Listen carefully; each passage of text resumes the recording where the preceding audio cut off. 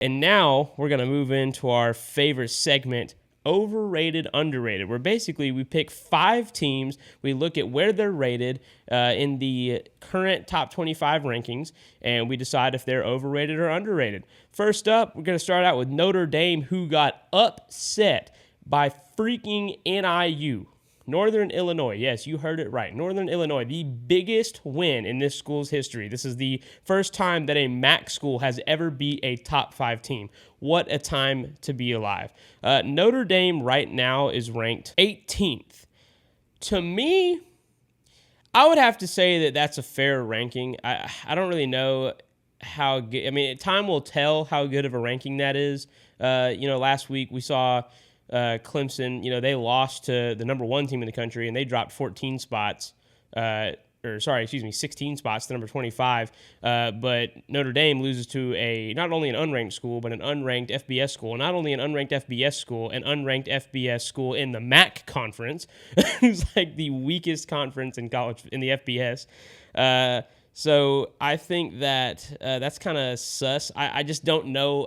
I mean, I guess you could, because they got the win over Texas A&M on the road by double digits, but losing to NIU at home. I think that NIU, they have NC State on their schedule coming up.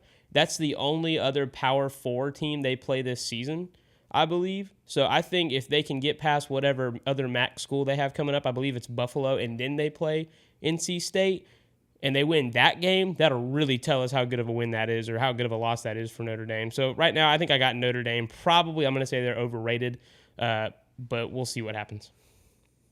See, for me, I feel like this happens with Notre Dame every year. I feel Notre Dame always loses a game that they really should have won. They just lost to Marshall 2 years ago at home. Yeah, and I mean, if I'm being completely honest, it didn't surprise me whatsoever with the way Notre Dame's offense has been rolling the past couple of weeks. It hasn't looked good. Their defense has looked pretty good, but, when there's no offense, you can't put points on the board. So, honestly, I'd say right now Notre Dame is at a pretty okay spot. I would honestly put them lower just based off of how brutal that kind of loss is. But again, I'm not surprised. So, to be fair, it was only by 2 points, but yeah.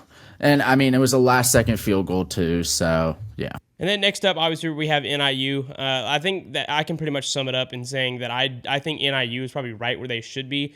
But I think, again, time will tell if they can go down the road, if they can get multiple wins.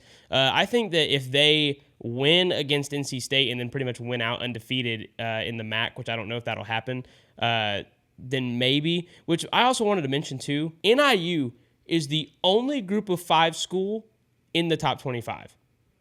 And they're from the MAC conference.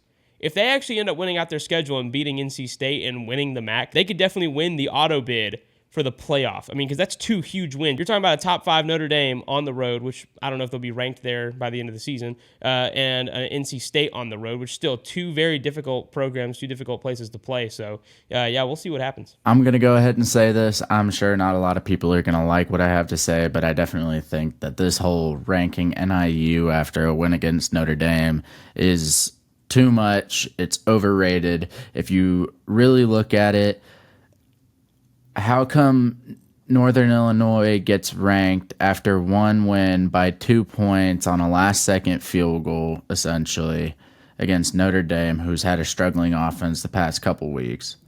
But Georgia Tech, who's in a Power 4 conference, who was on a neutral site, I'll give you that, but at the moment, Florida State looked like national championship contenders, and Georgia Tech absolutely showed everybody they weren't.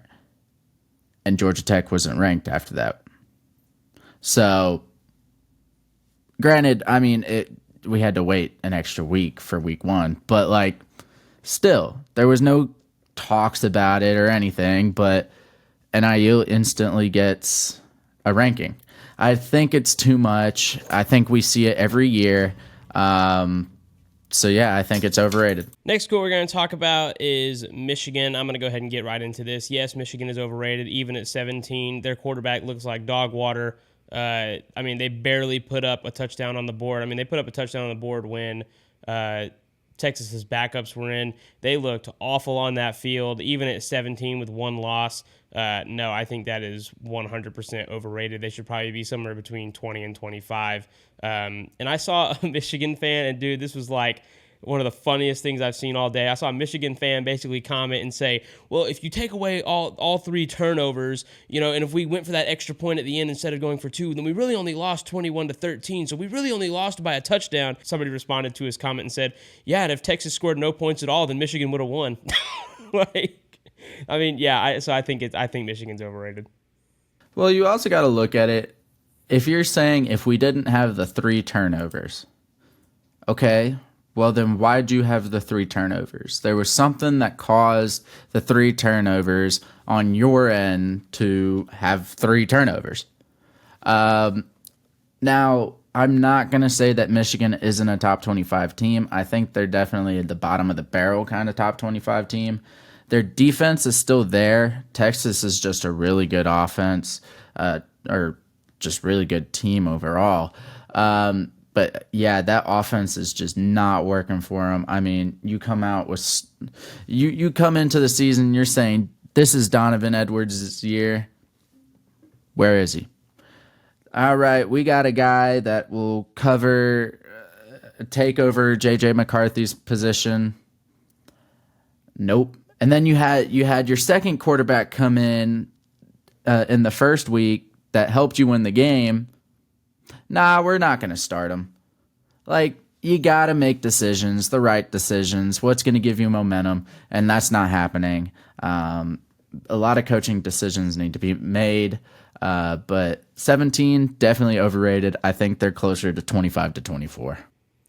And, man, Alex Orji, I feel like he's been waiting his turn, and they keep using him as like, okay, well, when we need to run the ball, we'll just throw him in. But that is obviously not going to work because every time you put him in, he's just going to run the ball, and they're just going to run commit and stop it. So which is exactly what Texas did. I don't know what they're going to do down there, but like we said, both got them overrated, which leads us into this one. And this one's a little bit tricky. This is Tennessee, who is ranked at number 7. So obviously they have the huge win over number 24 NC State in the neutral site, which definitely was, I would say, in NC State's favor as it was in Charlotte, 2 states away from Tennessee. But they won so convincingly. They looked really good. Nico Iamaleava, I think I'm saying that right now. Let me know in the comments if I'm not. But Nico Iamaleava, he looked really good. But I'm really wanting to see him against some top-tier SEC defenses. Because what this kind of reminds me of is C.J. Stroud 2 seasons ago when he started in 2021. It was about 3 seasons ago, but he started in 2021 against Minnesota. He had a mid-game, but all the Ohio State fans were saying, no, this is the guy. He's going to be great. We're going to win a national championship this year. I said, no, you're not. He's too young. Y'all are going to lose to Oregon next week. They slaughtered me for that. They were like, no, impossible, all this stuff. And I even have the receipts. There's an episode where we picked that game against Oregon. I picked Oregon, and I was right. They won. And then they ended up losing to Michigan by 20 points on the road. So I called that one. But this is kind of like what I see in Nico Iamaleava. I hope I'm wrong because the kid's really good, but I think he still has some development to make. He threw a couple interceptions last Saturday. So I really, really want to see him against some of these good SEC defenses, how he improves. I'm really excited to see that. And I'm not bashing Nico at all. I just want to put that out there. He's a really great quarterback. He's got a great arm. He makes really good decisions, but he's still young, and he's got some improving to do, but I'm excited to see that. For my overrated, underrated ranking, I think Tennessee's right where they should be. I think that win over NC State was extremely impressive, winning by 30. Yes, the whole team has some improving to do, but defense actually looks like it's playing pretty well, and I actually think that 7 is a good spot. I tried to think about the other teams around them, but no, I don't think that. I think that Oregon is not as good as them. I don't think Miami is as good as them right now, or at least they haven't looked it. So I got Tennessee as right where they should be. Yeah, see, Tennessee is a tough one. You know, their offense is great. I think one of my favorite things I've been hearing is, Tennessee has finally put out a really good defense on the field. Guys, they played Chattanooga game 1. And then they played NC State that made Western's defense look good. And by the way, Western lost to Campbell, who was just at 500 last season and lost everybody from that team. But with Tennessee, yeah, their offense is great. I think, I'm not going to even try and pronounce his last name. Nico is a great quarterback. Yeah, I can try and pronounce it all I want, but I've already gone through that with DJ. Once is enough. But yeah, I think Tennessee's right where they are, just like Mason said, because of the people that are around him or around them. Oregon and Penn State aren't looking like, the teams that they should be. They're definitely better. I just wanted to mention that. I'm so sorry. Penn State almost lost to Bowling Green. Oh my gosh. Mm-hmm. Yeah, I mean, Penn State definitely. They're definitely better than Penn State. Oregon is kind of debatable. I mean, once Oregon gets things in lock, I think Oregon can be an unstoppable machine. But like Mason said as well, once they face an SEC defense, what's going to happen with that offense? A lot of times with Joe Milton, specifically Joe Milton, it's like, oh, our offense is unbelievable, da-da-da-da-da-da. They play an SEC defense, and all of a sudden, all the fans are like, Joe Milton was mid anyways. It's like, no. Like, come on. So, yeah, right where they should be. And finally, our last overrated, underrated team we're going to talk about is obviously Alabama being ranked at 4 after being on the ropes with USF at the University of South Florida for 3.5 quarters. The score, it might look like they won by a lot, but it's very misleading as they scored 21 points with like 5 minutes left in the fourth quarter. After they wore down South Florida's defense, they just couldn't stop anything that Alabama tried to do. Jalen Milroe ran it. They threw it up to Ryan Williams. But they obviously have a lot of issues at the offensive line position, and there was a ton of flags in that game. I think that Alabama had about 120 yards worth of penalties that game, which is a lot.